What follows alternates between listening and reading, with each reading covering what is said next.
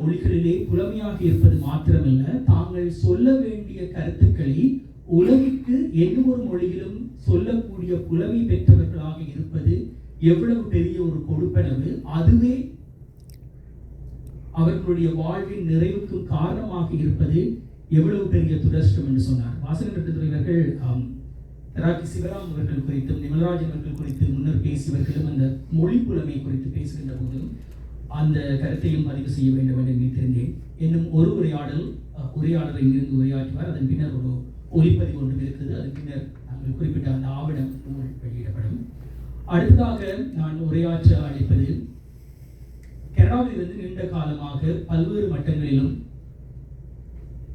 ஊடகவியலாளராக பணியாற்றியவர், வானொலி ஊடகவியலாளராக பணியாற்றியவர், ஒலி ஊடகவியலாளராக வானொலி தொலைக்காட்சிகளிலே பணியாற்றியவர், சுயாதீன ஊடகவியலாளராக இப்பொழுது பணியாற்றி வருகின்ற எக்கோ மீடியாவினுடைய நிறுவனர் உதயன் எஸ் பிள்ளை தொடர்ந்து மயில்வாகனம் நிமலராஜன் குறித்த தன்னுடைய கருத்துக்களை இன்று வெளியாக இருக்கின்ற இந்த ஆவண நூல் குறித்த தன்னுடைய பதிவுகளை உங்கள் முன்னால் பதிவு செய்வார்.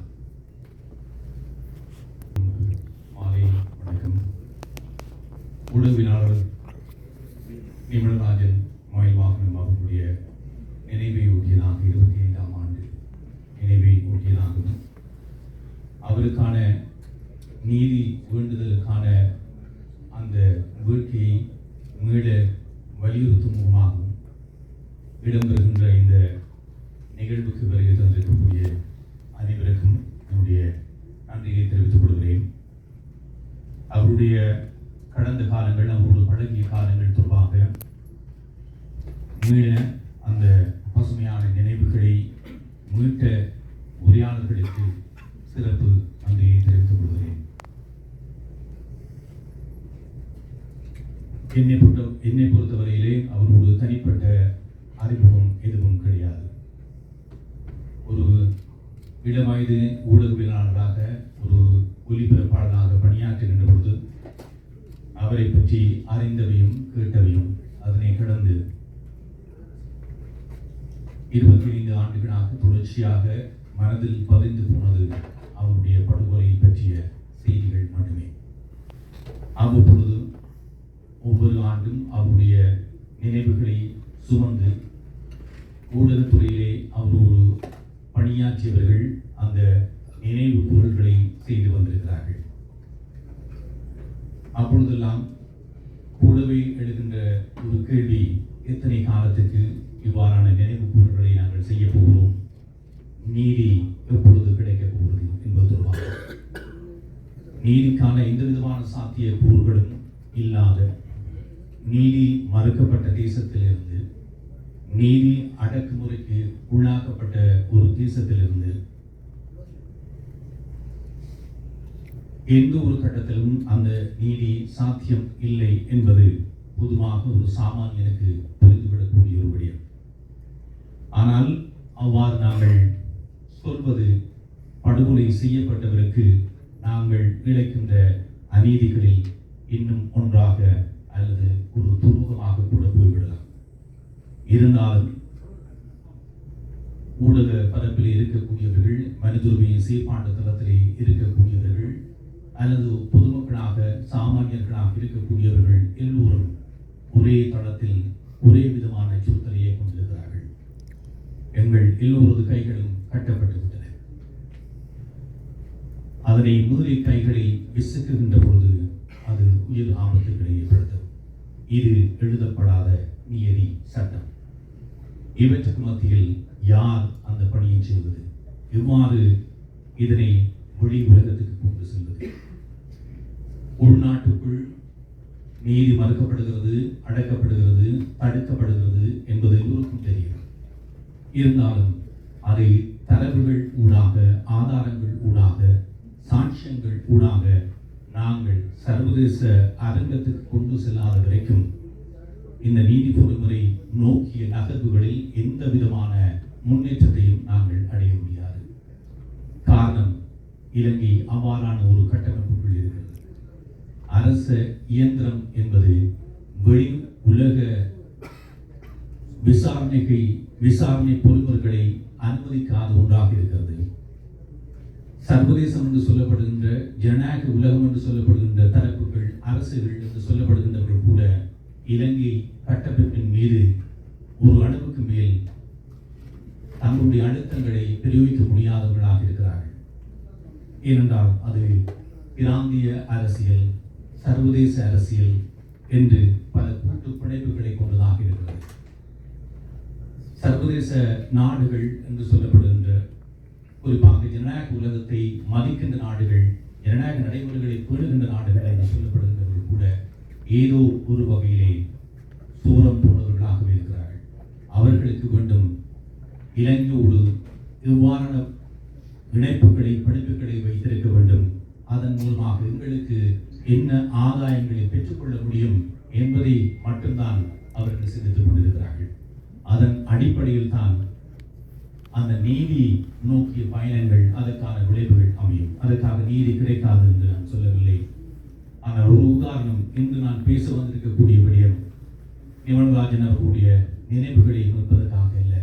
ஏனென்றால் எனக்கு அவரை தனிப்பட்ட முறையிலே தெரியாது. ஆனால் அவர் தொடர்பாக வெளிவந்திருக்கக்கூடிய இந்த 2 புத்தகங்கள் தொடர்பாகத்தான் இது ஒரு ஆய்வு தரவுகளை உள்ளடக்கிய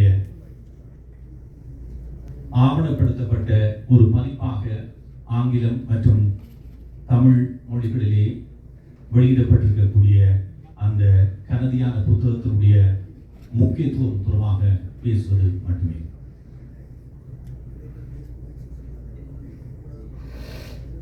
இதிலே நான் முன்னர் குறிப்பிட்ட இந்த நீதி சாத்தியமா என்பதற்கு அப்பால், அல்லது இலங்கை விவகாரத்தில் ஏற்கனவே இருக்கக்கூடிய அந்த கட்டுகளை உடைத்துக் கொண்டு மாற்றங்கள் வருமா என்று நாங்கள் எண்ணுவதற்கு காரணங்கள் இருக்கின்றன. காரணம், அது நடக்காது என்று சொல்லுகின்ற பொழுது சில விடயங்கள் அசாத்தியமாக நடந்திருக்கின்றன. ஒரு கட்டத்தில் நாங்கள் நினைத்தோம், ராஜபக்ஷர்கள் அரசுகளில் இருந்து, அரசு பிடியிலிருந்து அகற்றப்பட முடியாதவர்கள். அவர்கள் காலத்துக்கும் அவருடைய பரம்பரையை ராஜ பரம்பரையாக ஆட்சி புரியும் என்ற ஒரு நிலை தோற்றுவிக்கப்பட்ட நேரத்திலே இல்லை, அது மாற்றப்படக்கூடிய அகப்புற சூழல்கள் உருவாக்கப்படும் என்பதை நாங்கள் பார்த்திருக்கிறோம். இது ஒரு நம்பிக்கையினுடைய பொறியாக நாங்கள் வாழுகின்ற சமகாலத்திலே நாங்கள் பார்த்த, எங்களால் சாட்சியப்படுத்தக்கூடிய ஒரு நிகழ்வு.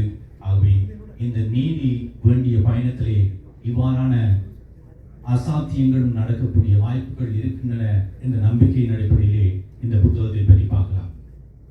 Killing Sri Lankan Journalist, The Case of Nimalarajan Mayilvaganam என்பதுதான் இது ஒரு கேஸ் ஸ்டடியாக ஒரு புலனாய்வு அடிப்படையிலே பதிப்பிக்கப்பட்டிருக்கக்கூடிய நூல். International truth and justice project அமைப்பு மற்றும் ரெட் பிரஸ் ஆகிய 2 சர்வதேச மனித உரிமை, மனிதநேய அல்லது இந்த குற்றங்களுக்கு எதிராக சர்வதேச அளவிலே செய்யப்படுகின்ற 2 அமைப்புகள் இணைந்து தயாரித்திருக்கக்கூடிய ஒரு பதிப்பாக இந்த பதிப்பு அமைந்திருக்கிறது. இதில் நாங்கள் இதுவரை காலமும் செய்திகளூடாக பார்த்த, கேட்ட விடயங்களை கடந்து பல கருதியான, காத்திரமான தரவுகள் உள்ளடக்கப்பட்டிருக்கின்றன. அந்த தரவுகளை நான் முக்கியமான தரவுகளை உள்ளடக்கி தனித்தனியாக பேசுவதாக இருந்தாலும் நேரம் மிக குறுகியதாக இருப்பதன் காரணமாக இன்றைய நிகழ்ச்சியிலே சாராம்சமாக இந்த புத்தகத்தினுடைய முக்கியத்துவம், உள்ளடக்கம் என்ன என்பதை தெரிவித்துக் கொள்கிறேன். நிமலராஜன் அவர்கள் படுகொலை செய்வதற்கான பின்புல காரணி எங்கிருந்து ஆரம்பித்தது, எவ்வாறான சூழ்நிலைகளிலே அது ஆரம்பித்தது, அதன் பின்னர் எவ்வாறு அந்த கொலை சம்பவம் இடம்பெற்றது, அதற்கு பின்னர் அந்த கொலை தொடர்பான விசாரணைகள் எவ்வாறு இழுத்தடிப்பு செய்யப்பட்டன, மழுங்கடிக்கப்பட்டன என்பதற்கான தரவுகளை எழுந்தமானமாக எழுதாமல் சம்பந்தப்பட்ட தரப்புகளிடம் இருந்து உத்தியோகபூர்வமாக பெறப்பட்ட தகவல் திரட்சிகள் ஊடாக அவர்கள் இதனை ஒரு ஆவணமாக படைத்திருக்கிறார்கள். இதன் காரணமாகத்தான் நான் ஆரம்பத்தில் சொன்னேன், சர்வதேசம் என்பது எவ்வாறு நடந்து கொள்ளும் என்பது எங்களுக்கு தெரியாது. ஆனால் சர்வதேசம் புரிந்து கொள்வதற்கான மொழி இருக்கிறது. அந்த மொழி ஆவணப்படுத்தல் ஊடாக, தரவுகள் ஊடாக நாங்கள் அவற்றை பதிப்பித்து தொகுத்து கொடுக்கின்ற பொழுது, ஏதோ ஒரு நேரத்திலே புறச்சூழல்கள் மாற்றம் அடைகின்ற பொழுது, சர்வதேச நகர்வுகள் எமக்கு சாதகமாக வருகின்ற பொழுது, அது சில வேளைகளிலே எமக்கு சாதகமாக வராது, ஆனால் இலங்கை அரச கட்டமைப்புக்கு பாதகமாக வருகின்ற பொழுது அதனுடைய பிரசவங்களாக எமக்கான நீதிகள் கிடைப்பதற்கான வாய்ப்புகள் இருக்கின்றன. ஆகவே அதற்கான அடித்தளங்களை நாங்கள் காத்திரமாக பதிப்பதன் ஊடாக இதனை சாத்தியப்படுத்திக் கொள்ளலாம். ஆனால் இது போன்ற ஒரு ஆவணத்தை தமிழ் ஊடகவியலாளர்கள் அல்லது தமிழ் ஊடகத்துறையில் பயணிக்கக்கூடிய இந்த ஊடக மையங்கள் அல்லது உள்ளூரில் இருக்கக்கூடிய மனிதநேய அமைப்புகள், மனிதவாதிகள் என்ற தரப்புகள் தயாரிப்பதை விட சர்வதேச மட்டத்திலே இலங்கைக்கு வெளியில் இருந்து தயாரித்திருக்கக்கூடிய இந்த அமைப்புகள் வெளியிட்டிருக்கக்கூடிய இந்த பதிப்பு மிக காத்திரமாக இருக்கும். அதற்கு ஒரு காரணம், சர்வதேச தளத்தில் பயணிக்கக்கூடியவர்களால் தயாரிக்கப்பட்டது.